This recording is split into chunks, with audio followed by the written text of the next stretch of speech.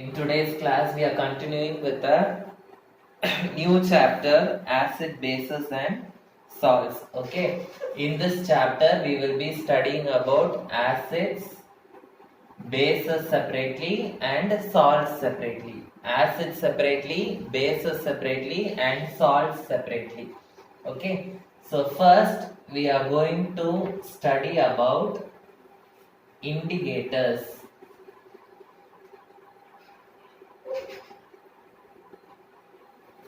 So acid, bases and salts.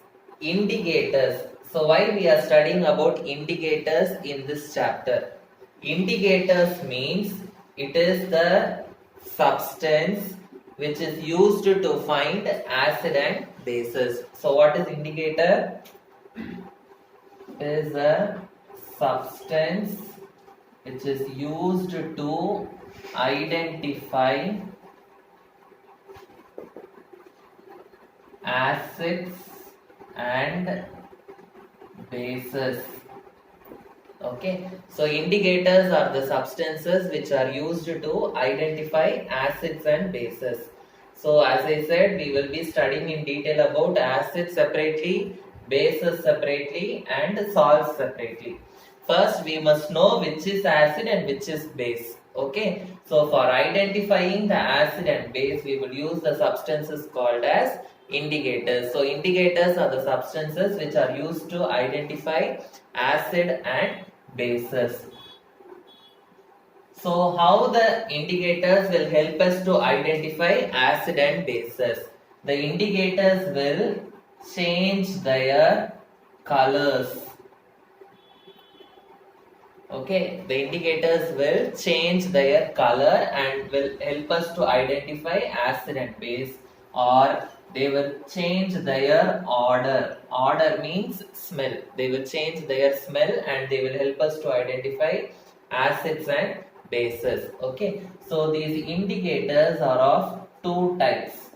One is natural indicators and the other one is artificial man-made indicators. Natural indicators and artificial indicators and natural indicators. So first we will be studying what are natural indicators. Natural indicators means the indicators which are obtained from nature. Indicators obtained from nature. Nature means what? Natural substances. Okay, so natural substances. Examples for natural indicators are litmus, okay, turmeric, China rose. All these are examples for natural indicators. For example, litmus. Litmus, have you heard of litmus paper? There are two types of litmus paper, blue litmus paper and red litmus paper. So this litmus indicator, it is obtained from the plant called lichens. Okay, it is obtained from the plant called lichens. It comes in two colors. Okay, one is blue litmus and the other one is red litmus. Okay, so these acids will change the blue litmus to red color, whereas the bases will change the red litmus to blue color. Acids will change blue litmus to red, bases will change red litmus to blue color. Okay, so another one indicator is turmeric. Turmeric, what is the color of turmeric? It is yellow in color. Okay, so turmeric is also a natural indicator. Okay, so this turmeric will be in yellow color. When you pour acid over the turmeric powder, the color will not change. Okay, so there is no color change. Okay, when the turmeric is added to acid. but when the turmeric is added to base, okay, the yellow color will change into dark red or reddish brown color. Dark red or reddish brown color. Understood? So with the help of this color change, we can identify whether the given substance is acid or a base. Okay, so indicator, what is indicator? A substance which is used to identify acid and a base. So we can identify acid and a base. The indicators will change their color or smell. So indicators is of two types, natural indicators and artificial indicators. Natural indicators means they are obtained from nature. Example, litmus, turmeric, China rose. Okay. So litmus, how it will change the color, and turmeric, how it will change the color, I have told you. The next one is artificial or man-made indicators. Artificial or man-made indicators. So artificial or man-made means the name itself telling the indicators are obtained from the chemicals.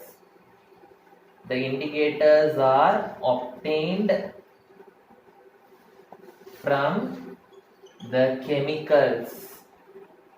Okay, they are called as artificial, man-made, or sometimes it is also called as synthetic indicators.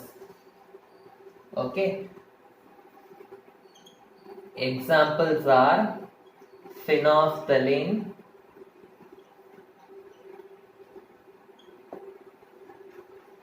methyl orange.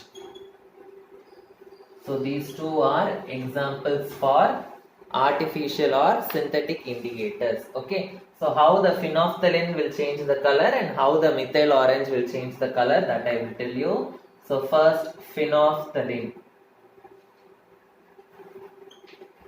When you pour this phenolphthalein solution in acid and a base, okay, when you pour the phenolphthalein in acid, there will not be any color change,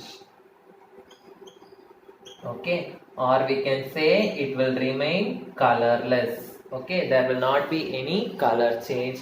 Okay, when you pour the phenolphthalein in a base, it will give a dark purple color. A dark purple color. So with the help of phenolphthalein, we can identify acid and base with the help of this color change. The next one is methyl orange. Methyl orange, as the name says, it will be in which color? Orange color. Okay, so light orange color. When you pour it in acid and when you pour it in a base, what will be the color change? When you pour it in acid, the color will change from orange to red. The color changes from orange to red. When you pour it in a base, the color remains the same. There is no color change. There is no color change. Or sometimes this orange color will change into light yellow color. Okay. So with the help of this, we can find out whether the given substance is acid or a base. So I hope you understood what are natural indicators and what are artificial indicators. Both these natural indicators and artificial indicators are used to find out whether the substance is acid or a base, and they will help us to find out by changing the color. But some indicators, okay, they will change their smell and they will help us to identify the acid and base. So the indicators which change their smell, they are called as olfactory indicators. Olfactory indicators. So olfactory indicators means indicators that change their odor in the presence of acid and base. In the presence of acid and base are called as olfactory indicators. So olfactory indicators, suppose if a person is blind, he will not be able to see the color change. Okay, so if a student or a person is blind, he will be using olfactory indicator to find out whether the substance is acid or base. So it is used by blind people, okay, to identify acid or a base. Okay, example for olfactory indicators are onion and vanilla extract. Onion and vanilla extract. How onion and vanilla extract is used to find out the acid and a base. Okay, for example, first we will take this onion extract. Okay, so this onion extract, you know the smell of onion, yes or no? So this onion extract has one characteristic smell. So when you dip the onion extract, or when you pour acid to an onion extract, or when you pour onion extract to acid, the smell of the onion does not disappear, does not fade. Okay, so smell of onion does not fade, whereas when you put the onion extract in a base, okay, in the presence of the base, the smell of the onion extract fades away. Okay, so whether the smell remains the same or whether the smell fades away, with the help of that we can identify whether the substance is acid or a base. Same is in the case of vanilla extract. In the presence of acid, the vanilla extract's smell will be remaining the same. Okay, whereas in the presence of the base, the vanilla extract smell will disappear. So these are the different types of indicators. The next type is universal indicator. Universal indicator. Universal indicator, it is a mixture of different indicators. It is a mixture of different indicators. It is not only used to identify acid and base, it is also used to identify the strength of the acids and bases. It is also used to identify the strength of acids and bases. Okay, so example of universal indicator is pH paper. Okay, so this pH paper is an example for universal indicator. It is not only used to identify whether the substance is acid or a base, it is also used to identify whether the substance is a strong acid or weak acid, or strong base or weak base. Okay, so about this pH paper we will be studying in detail in this chapter. So we have completed indicators. Now we will start the topic acids in this chapter. So first let us know what are acids. What do you mean by acid? What are the physical properties of acids? Acids are the substances which are sour in taste. Acids are sour in taste. They are soluble in water. They conduct electricity. They conduct electricity. Why acid conducts electricity? The reason is the acid has, all the acids will release H plus ions. All the acids release H plus ions and a negative ion.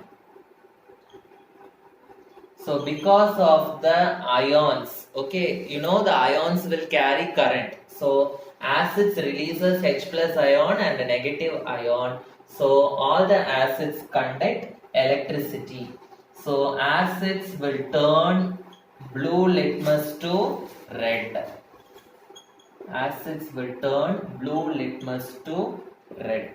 So these are the general properties of acids. They are sour in taste, they are soluble in water, they conduct electricity because they release H plus ion and a corresponding negative ion.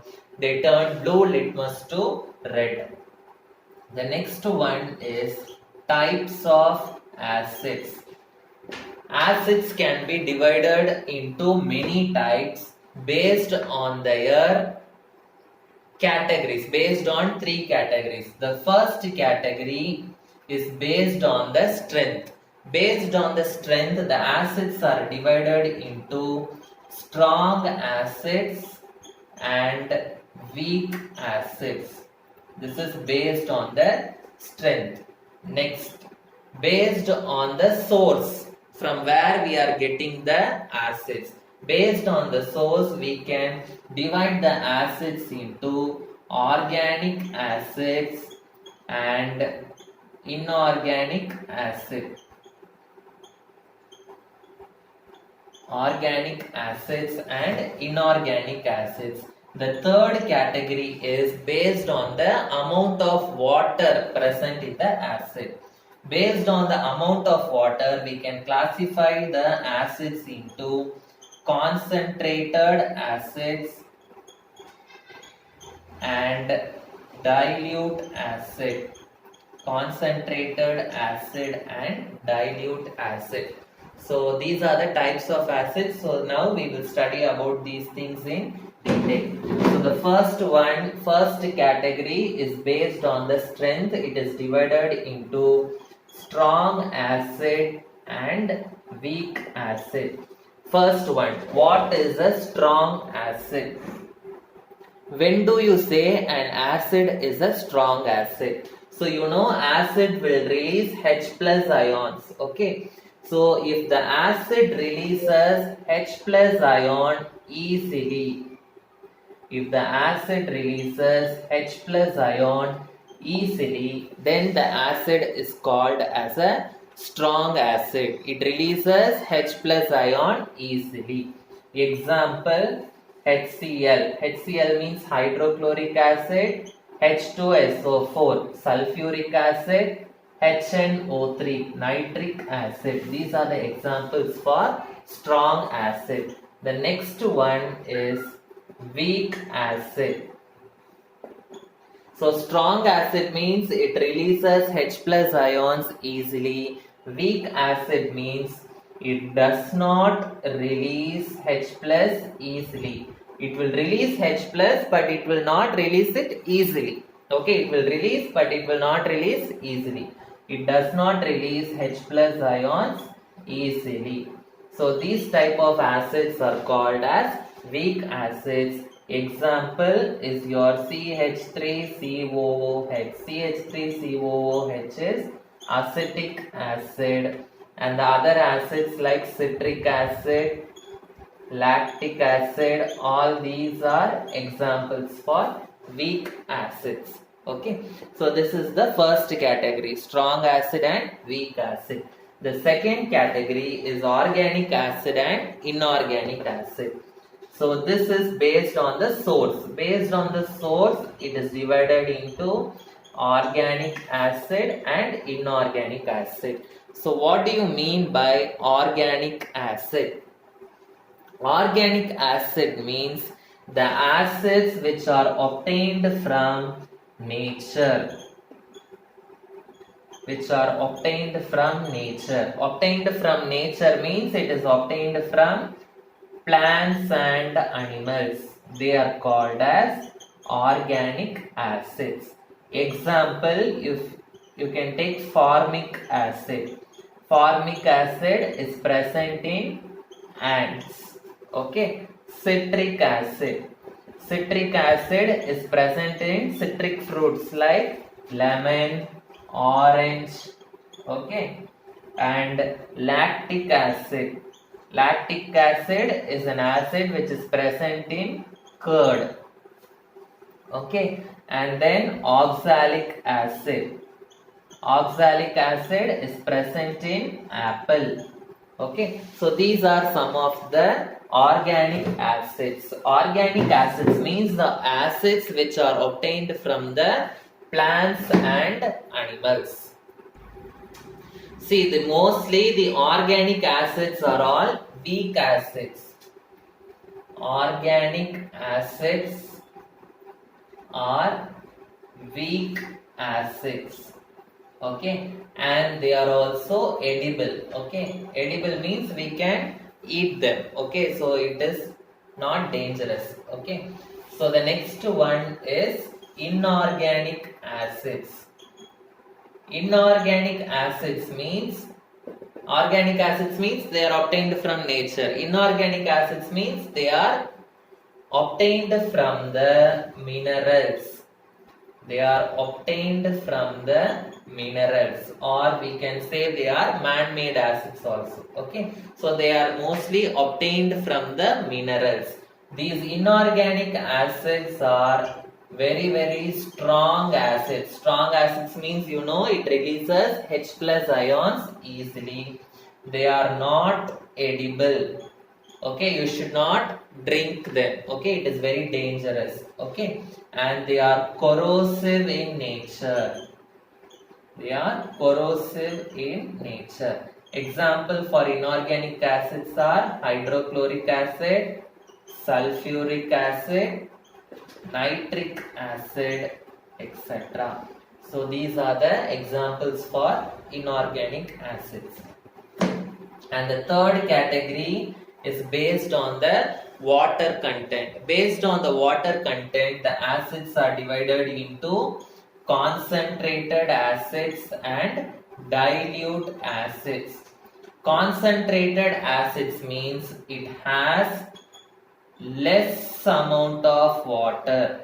It has a very less amount of water in it. Concentrated acids are very corrosive in nature. Okay, and compared to dilute acids, they will be very strong. So concentrated acids are strong acids. They are corrosive in nature and they have only less amount of water. Okay, so next one, dilute acids. Dilute acids means when you add acid to water, what will happen? The water amount in the acid will increase. Okay, so dilute acid has more amount of water in it. Has more amount of water. You must add acid to water so that the water amount will increase. So the acid, concentrated acid, will become a dilute acid. Okay, so it has more amount of water. It is less corrosive. It is less corrosive.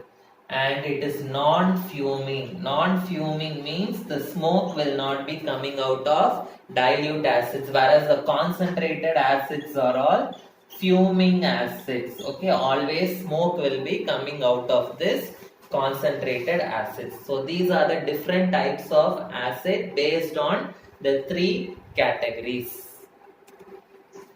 We can convert this concentrated acid into dilute acid. So the concentrated acid can be converted into dilute acid.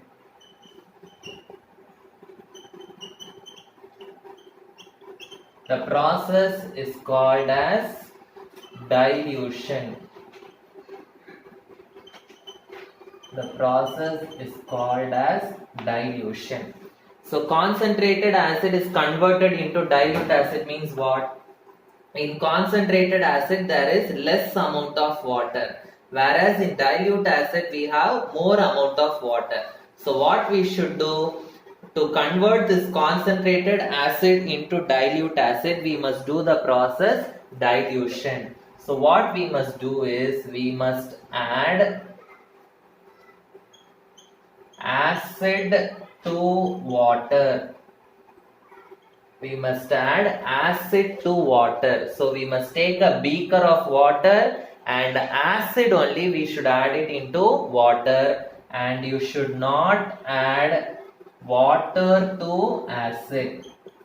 We should not add water to acid. Okay, that means in a beaker you should take water, and to this you have to add acid. This is the correct method. Okay, you should not take acid in a beaker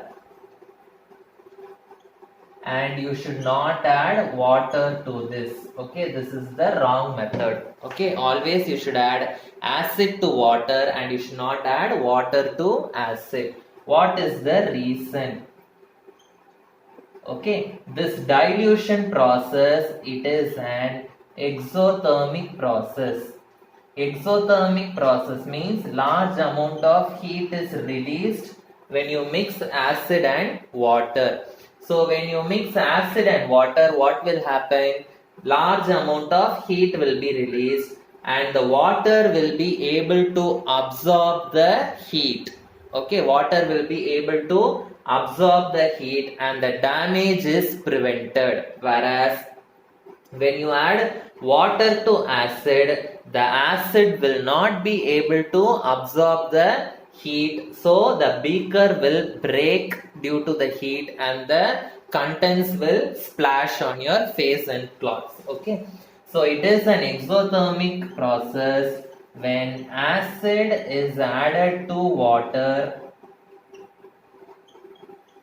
when you add acid to water, what will happen? The water will absorb most of the heat.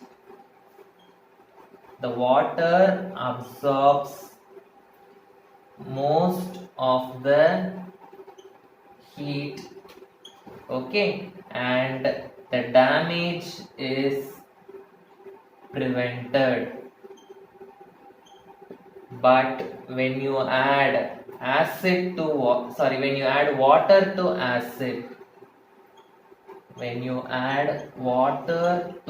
acid,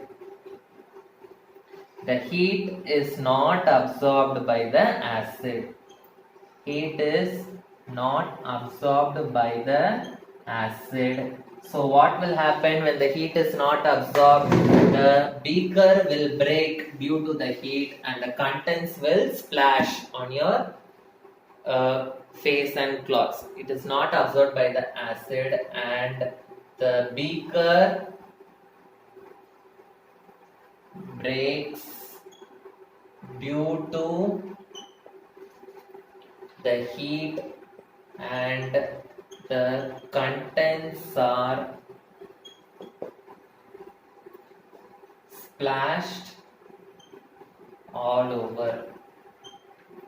So this is a very important question. Why we should add acid to water and not water to acid? Or they will ask you how you should dilute an acid. Okay, so if they ask this question, you should be able to write. Okay, so in today's class we studied about indicators, types of indicators, acids, types of acids, and how to dilute an acid. Okay, so the remaining things we will continue in the next class.